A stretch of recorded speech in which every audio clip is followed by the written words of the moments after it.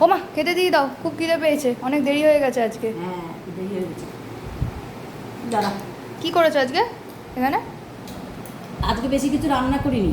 পনির। পনির করেছি আর তোদের জন্য এই যে এই মাছের ইয়ে করেছি। এটা কি মাছ? এটা হলো কাটাপোনা মাছ, মানে কাতলা মাছ। কাতলা মাছ মানে জ্যান্ত ধনেপাতা- মাছই, সেটা বাপি কেটে আনে।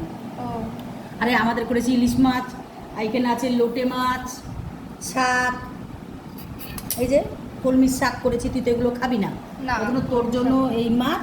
আর এটা সকালে টিফিনের তরকারি আমি তোর জন্য রেখে দিয়েছি। দিয়ে দাও আমাকে, আগে কোনটা দেবে? এটা তুই পুরোটাই নিয়ে নে। এটা পুরো আমার? হুম, আর এখান থেকে তো এই মাছ, এখানে মাছ দিয়ে দিচ্ছি একটা আর সাইডে। এটা নেবো না, আমার এই দুটো দিয়ে খাওয়া হয়েছে। তাহলে এই মাছটা দিয়ে দিচ্ছি তোকে এক সাইড দিয়ে।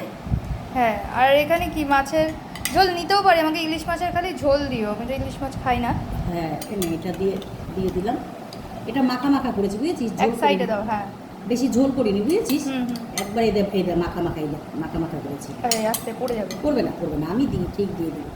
আর এইটা এই পনির তরকারিটা পুরোটাই তোর, ঠিক ঠিক আছে? আছে। ওটা নিয়ে নে, ওটা আর তুলে দিলাম না। হ্যাঁ পুরোটা নিয়ে নিলাম তো। হ্যাঁ হ্যাঁ হ্যাঁ, পুরোটাই নিয়ে নে। কষা কষা করেছো তো? হ্যাঁ কষা কষা, রুটির তরকারি তো। তোর বাপি সকালে রুটি দিয়ে খেয়েছে, আর বনু নিয়ে গেছে টিফিনে, ও। আর দুটো ভাত খেয়ে গেছে এই দিয়ে। ঠিক আছে। ওই পনির তরকারি বলেই আমি তোর জন্য রেখে দিয়েছি একটু, যে তুই দুপুরে খাবি, বুঝেছিস? হুম হুম, ভালো করেছো। হ্যাঁ